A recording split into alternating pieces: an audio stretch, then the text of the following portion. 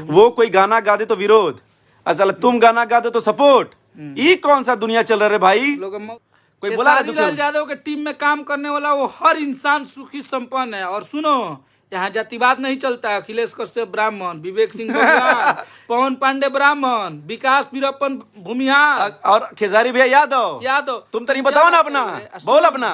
जिस दिन तुम बोल रहा है ना, तुम अकेले आ जाना, एक तरफ रुपया एक तरफ तुमको द के कीन ले, वही दिन है ससुर बतियाओ तरह बात है। ठीक बा, अभी कतना सिनेमा कइले बड़ा, कगो सिनेमा कइले? 2 गो, हाँ? वो रिलीज ना एगो टेम्पू पर चले का औकात ना होई, एजा कश्यप फॉर्च्यूनर ले चलन मैनेजर रेंज रोवर ले। चुप रह से तो नहीं, हम कहत नहीं सावधान हो जासो। आज के बाद बोल दे बस, लास्ट रिलाई हो तो नहीं के चुप बने आदमी, चुप बने। हम सही बता रहे हैं, बहुत सारी चीजों में हम लोग नहीं बोल रहे थे, नहीं बोल रहे, लेकिन तो आप लोग सिंगर है जिसका 60,000 व्यूअर्स जाता है 3 दिन में। 3 दिन में इसको आप घंटा मत बोलिए।